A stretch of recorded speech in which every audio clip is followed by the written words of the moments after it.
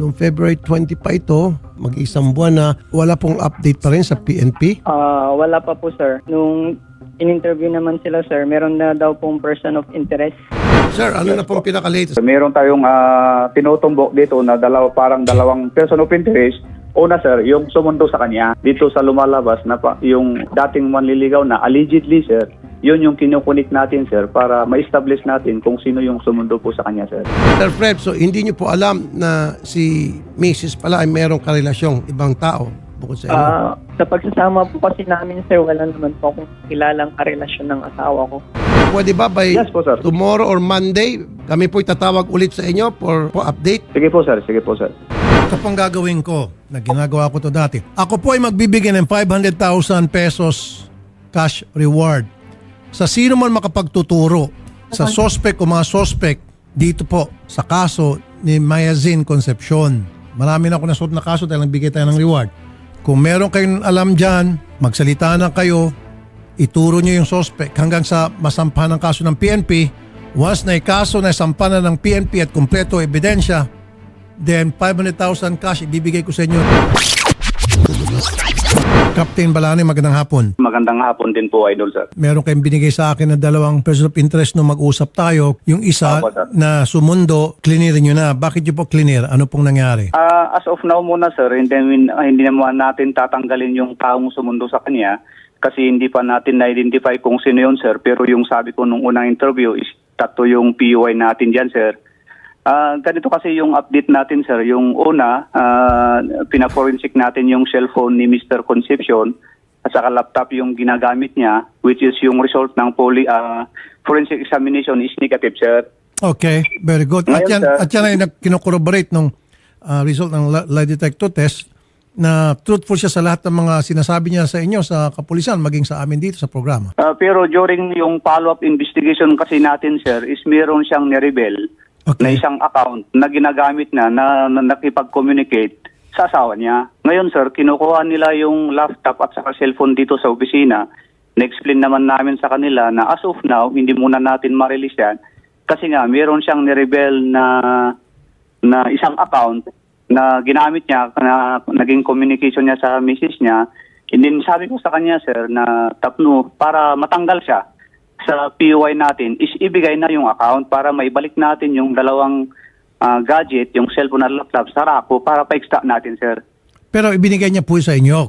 Oo, sir, binigay niya yung cellphone, sir. Cellphone at saka laptop. So yung isang account na kanyang ni-reveal o sinabi sa inyo, tukoy niyo na po yung account na yon at pumayag ho ba siya na tingnan ninyo, ipaporensik niyo yung account na yon? So ngayon, sir, hindi pa niya binibigay yung account niya, sinasabi niya noon, sir. Okay, ano daw meron doon sa account? Tinan niyo ho ba siya? Tinanong namin, sir, din siya naman yung voluntary nagsabi na meron isang account na ginagamit ko na nakipag-communicate kay misis niya, which is yun yung isang onggulo, sir, na titignan natin para kung talagang negative yun, sir, matatanggal natin siya sa person of interest. Call niyo yan kung ayaw niyo pa rin siya tanggalin bilang isa sa mga person of interest despite the fact na pumasa po siya sa lie detector test. Okay yan. However, mag-focus din po tayo sa ibang POI. Huwag lang po tayo mag-focus sa kanya.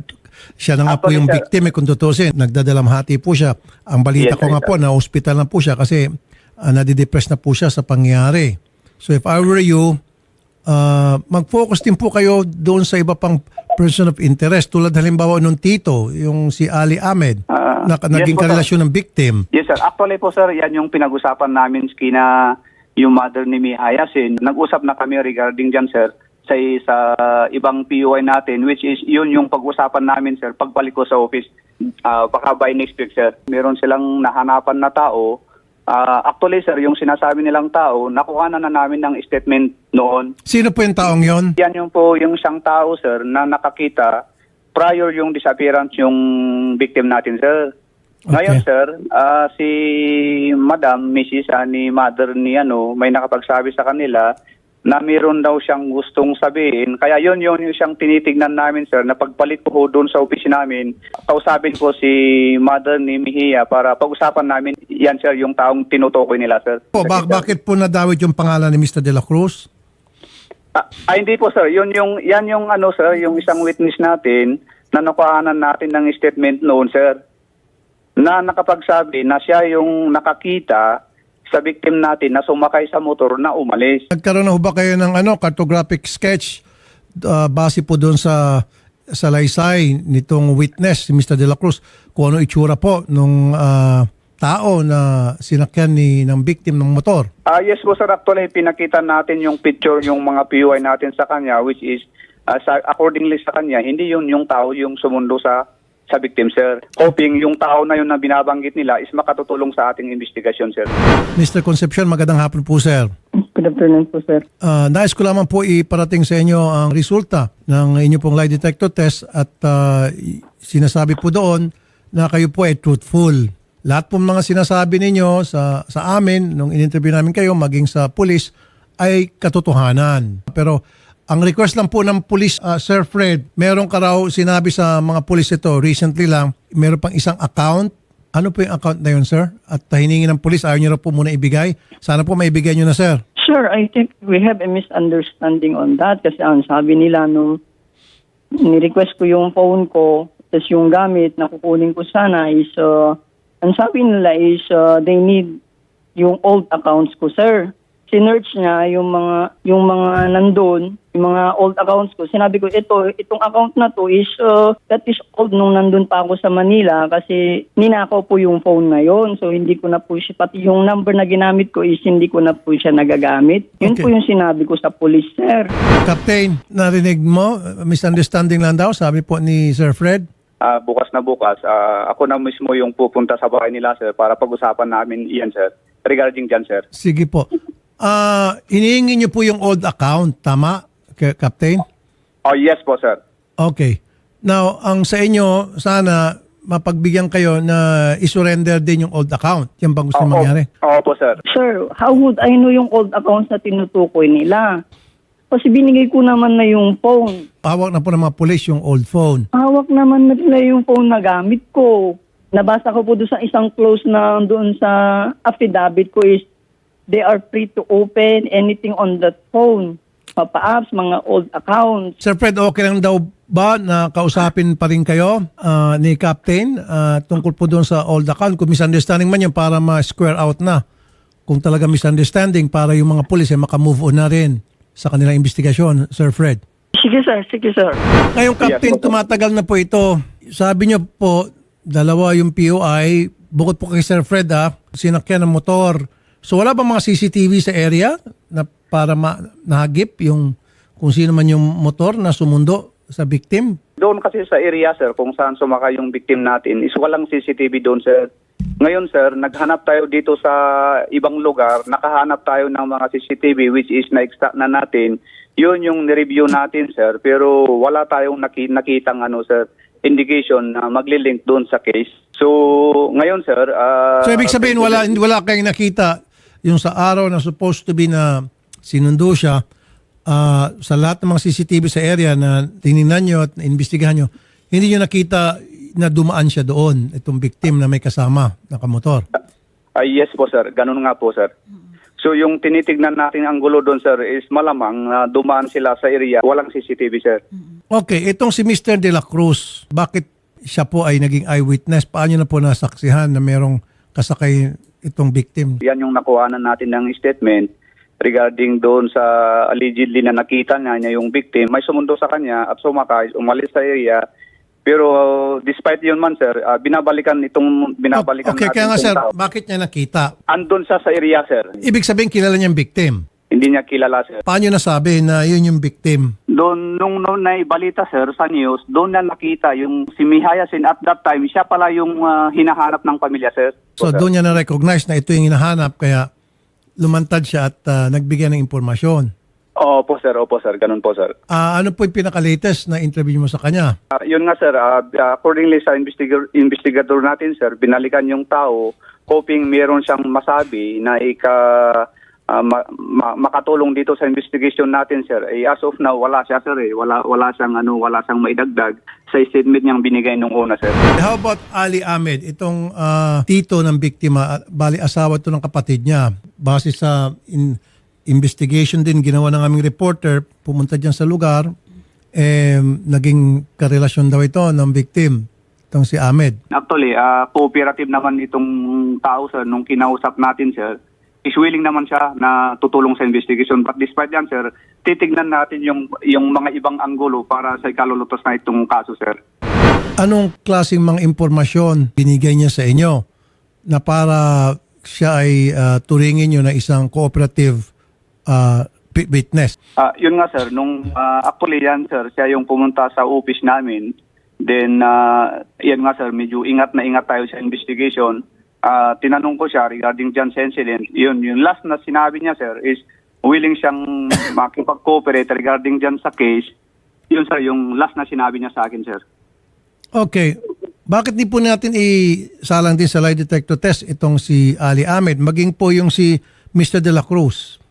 Sige po, sir, gagawin natin yan, sir. Nakausap niya na po yung mga kasamahan ng victim tungkol po sa history ng kanyang mga kaibigan o kung sino man na nakakaugnayan nitong victim. Siyempre siguro may nasasabi ito o meron alam kahit papaano yung kanyang mga kaibigan nitong victim. Yes po, sir. Yan yung ginawa natin, sir, which is sinama natin sa polygraph examination yung isang classmate niya, si Mr. Ginelen Amboyao. Kasi itong classmate niya kasi na si Ginelen Amboyao, paiba-iba yung statement nung una, sir. Kaya sinama natin sila sa polygraph examination, which is ito nga, sir, maganda naman yung result. But despite yan, sir, meron tayong mga na-interview na classmate ni Mihayasin, pero wala tayong nakikitang indicator na maglilink dito sa case, sir. Hindi nga po, yung mga classmate niya, magtanong-tanong kayo, baka meron alam yung mga classmate niya na mga taong hinaharas siya, mga taong kinukulit siya, o nasabi niya sa kanyang mga kaibigan, mga taong kanyang kinamuhian, kinakatakutan. Yes po, sir. Yes po, sir. Actually, nagawa natin yan, sir. Pero titignan pa natin yung mga ibang kaibigan niya, sir, kasi meron kasi siyang kaibigan dito, sir, na nag-aaral sa ibang bayan. Nay Marisa? Yes po, sir. Okay, so merong ginagawang pangaharas itong si Ali Ahmed, di umano, sa inyong anak. Opo. Opo, sir. At saka meron po siyang yung mga text sa akin ngayon na sabi niya na hindi ka nagmamagaling kasi wala kang malaman ng hustisya ng nangyari sa anak mo. Sabi niya sa akin. Mga previous harassment, ano pong sinasabi? Yung pangungulit sa inyo, nung nabubuhay pa po, itong anak yung si Mayazin. Yung nabubuhay po si Mihayasin na noon na pumunta doon at saka noon na umalis siya doon, hindi siya nagpaalam. 3 weeks lang siya na nandun at umalis siya na hindi nagpaalam. Ano pong 3 weeks lang siya doon? Saan po doon? 3 weeks lang na doon si Mihayasin? Kanino po? Doon kay Ali. Tumira doon kay Ali na doon at saka hindi nagpaalam siya, umalis siya. Sabi ko sa kanya, bakit ka umalis na hindi nagpaalam? Sabi niya na umalis ako doon para bahala sila. At saka hindi niya kinuha yung gamit niya at saka yung sahod niya. Ano pong trabaho nitong si Ali Ahmed, Ma'am Marisa? Noon ay may grocery sila. At saka yung anak ko nag-alaga sa mga bata. Kasi sabi ng anak ko noon ay may sinasabi po ni Ali na... Sino po nagsabi na itatago nila si Mihayasin sa Manila? Sino po magdadala sa kanya sa Manila? Dalawa lang sila. Nino po? Dalawa po sila. Ni? Si Ali at saka si Mihayasin po, sir. Yan ang sinasabi ni Mihayasin noon. Captain. Yes po, sir. Alam niyo na ho ba itong mga sinabi lang sa atin ngayon ni Ma'am Marisa? Yan sir, isang titignan natin ang gulo, sir. Kasi actually, parang ang i-establish natin dyan, sir, nung tumira ba itong bata sa kanila, may nangyari ba na hindi maganda? Yun yung tinitignan natin na anggulo, sir, which is ifo-focus natin sa investigation pagpalit ko ng Alfonso Lista, sir. Okay. At isa pa po, Colonel, yung motor. I-add nyo lang po, 2x2. May witness na nakakita na sumakay itong victim sa isang motor at may sumundo. At yung motor daw na yon ay nakita malapit sa bahay ni Ali Ahmed. Yung po ba'y kasama sa inyong inimbestigahan? Yan, sir, yung isang tinitignan natin, sir, na yan yung information na binigay nila dito sa office. Actually, sir, yan yung isang tinitignan natin, sir. Hoping na yan yung makapag-link dito sa case, sir. Sino nagsasabi na yung motor na sumundo ay yun yung motor na kita malapit sa bahay ni Ali Ahmed. Actually, sir, yung nakapagsabi sa akin dyan, sir, yung reporter yung pumunta dito sa opisina noon, sir. Rio, Opo. paano nalaman na yung sumundo na motor ay the same motor na nakita malapit sa bahay ni Ali Ahmed? Ang nagbigay po ng information na yan ay mismong investigator on case po dito sa kaso. And yung may susi pa nga daw po na nakita pero ito po ay na-turn over na po kila Sir Fred. Miss, clarification lang dyan, sir. Yung motor kasi na nahanapan doon sa malapit sa area, yun yung motor ni Mihayasin, sir, na iniwan niya. Ngayon, sir, nung umalis siya, is iba yung motor na pinagsakyan nila. Iniwan niya yung motor niya doon sa area. So iniwan Yun, niya sir. yung motor niya sa area malapit sa bahay ni Ali Ahmed. Yes, sir. Ganun po, sir. Okay, and then sumakay siya sa ibang motor. Opo, sir. Ganun, sir. Oh, di ba kaduda-duda rin yun kung tutuusin? Bakit niya iniwan doon sa malapit sa bahay ni Ahmed yung kanyang motor and then sumampa siya sa ibang motor? Yan nga, sir. Yan, sir. Sige po, sir. Yan, sir, yung isang anggulo na titignan natin, sir. Captain, sorry mabagal kayo mag-imbestiga, Captain, sir. Colonel Uyawon, magandang hapon po, sir. Gandang hapon, sir. Pasensya na, Colonel, mukhang mabagal ata mag-imbestiga yung mga tauhan ninyo. Ang dami pong mga magagandang impormasyon na binabaton nitong mga kamag-anak ng biktima, lalo na itong si Mother, si Ma'am Marisa. Mukhang hindi masyado binibigyan pansin, importansya ng inyong mga investigador, lalo ng grupo ni Captain Balanoy. Colonel, sir. Sige po, sir, at yan po ang palagi kong sinasabi sa kanya. Actually, sabi ko, mag-update ka at sigurado na fa-follow up yan. Kaya inano ko pa, sabi ko, kasi yung crime scene kasi, yung una is allegedly abducted, then pangalawa, yung natakpan yung labi niya yung bangkay dun sa ibang area, sir. Kaya there are two dito na i-consider, sir. Kaya sabi ko sa kanya, you should coordinate dun sa police sa area kung saan natakpuan yung bangkay para magkaroon ng collaboration and of course sa lahat ng information, lahat kukunin. So even nasabi ko, kung pwede, meron tayong CIDG dyan. Kasi kailangan kasi talagang tutukan talaga to, sir, kasi ang dami ng itong situation na itong wala talagang nakakita talaga na yung ito ang mukha ng tao, panay circumstantial, nakamotor, ganon. Okay. So, yan po ang inaano natin, sir.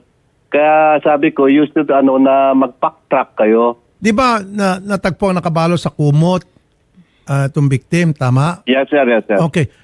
Dinala po sa forensic examination yung mga ebidensya na nakalap sa crime scene, fingerprinting and all, DNA?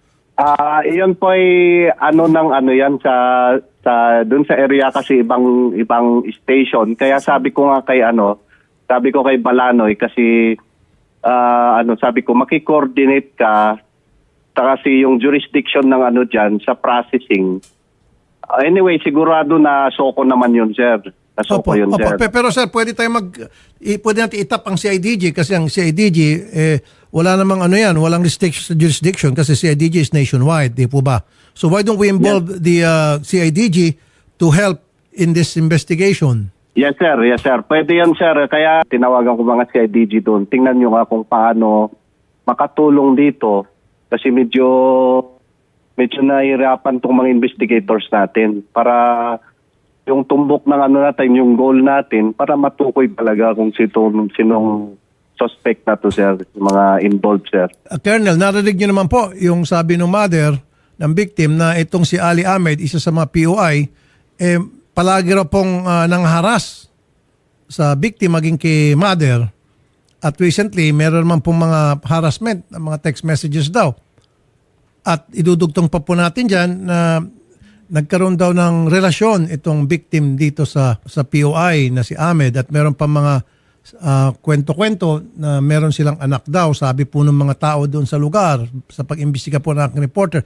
So talagang kailangan gawin natin primary POI po itong si Ali Ahmed. Kung pagdugtugtugtungin natin yung mga impormasyon na nagsisilitawan na ngayon. Yes, sir. And one thing more, kung pwede na subject for DNA, yung i-cross match natin kay Ali, then other Katapos yung mga statement na yan, pwede dumalo sa cybercrime, then i-take kasi doon sa pag-extract din kasi, kailangan din natin digital, din kasi sa cyber, para to make it, yung validity ng, ng mga text message na yon. Okay. So, Colonel, hinamon niyo na ho ba si Ali Ahmed na mag-submit sa isang polygraph test? yun ang sabi ko sa COP, maki-coordinate ka kasi dalawa ang parang na to, yung initial na crime scene nung parang abduction and the area kung saan namatay. Kaya dapat talaga kailangan na may siyang mga investigator both areas, both station. Captain, narinig niyo po yung sinabi po ng inyong superior, ng inyong boss. Coordinate with the PNP na may sakop doon sa lugar na kung saan natagpuan yung bangkay, and then pangalawa, makipag-coordinate kayo sa CIDG, tapos idugtong niyo po dyan yung resulta ng forensic doon sa, sabi ko kanina, nakabalot sa kumot at kung ano pang mga ebidensya, nakalap sa crime scene. Captain, pwede ba? Yes po sir, yes sir. Then gusto ko lang i-clarify sir yung kanina, yung witness kasi natin sir, na si Mr. De La Cruz, actually nakuha na natin ng statement yan sir. Yun nga lang sir, we are trying na kino-convince pa rin yung tao sir kung meron pa siyang maidagdag sa statement niya na binigay nung una sir. Ganito pang gawin natin, Captain. Yes po sir. Yayain niyo po si Ali Ahmed sa polygraph test tulad ng ginawa natin kay Mr. Fred Concepcion na pumayag agad. At saka itong si Mr. De La Cruz, pwede ba? Yes po sir, gagawin natin yan sir. So, babalikan ko po kayo next week. Hopefully, meron na po tayong bagong development na dapat si Ali Ahmed pumayag sa lie detector test. Pag hindi siya pumayag, pag tumanggi siya, tataas ang kilay nating lahat. Tama ba ako, Captain? Yes po sir. Tama po sir. Okay. Isama niyo na po si Mr. De La Cruz. So, Colonel, paki-supervise lang po yung mga nabanggit natin dito na para matupad. Magawa po ng inyong Yes sir. Sige, at namin, kaya tinitingnan ko, parang medyo nga may kabagalan itong mga investigator. Dagdagan namin ng karoon lang siguro kami ng meeting, dagdagan natin ang mag-follow up dito sa kaso na to, sir. Okay, ito pong gagawin ko na ginagawa ko to dati. Ako po ay magbibigay ng 500,000 pesos cash reward sa sino man makapagtuturo sa suspect o mga suspect dito po sa kaso ni Mayazin Concepcion. Marami na ako nasuot na kaso dahil nagbigay tayo ng reward. Kung meron kayong alam dyan, magsalita na kayo, ituro nyo yung suspect hanggang sa masampahan ng kaso ng PNP. Once na ikaso na sampahan na ng PNP at kumpleto ebidensya, then 500,000 cash ibibigay ko sa inyo, no questions asked. Ayan, 500,000 pesos po. I'm very good at that. Pinadininigan ko. And one more time, 500,000 pesos cash reward po sa sino man na makapagtuturo sa suspect o mga suspect sa kasong ito hanggang sa masampahan ng kaso sa korte. Thank you very much, sir, Senator Sir. Malaking tulong din yan, sir, para makasakal may mag-surface po tayong mga witness, sir. Thank you, sir. Opo. Sir Fred? Sir. Yan po, naglagap na po ako ng reward money. Hopefully po, inaasahan ko na sana meron pong merong lulutang na witness na may tuturo na kung sino talaga may kagagawan nitong krimen laban po sa inyong misis. Ano po? Thank you so much, sir. Walang anuman po. Nay Marisa, Yes po, sir. from time to time, Salamat po, opo, sir. yung PNP, pati kami makipugnayan sa inyo. Ayan po, naglagak na po ako ng reward money. Hopefully po, meron lulutang yan na witness. Salamat. God bless you, sir. Salamat talaga. Opo, ma'am.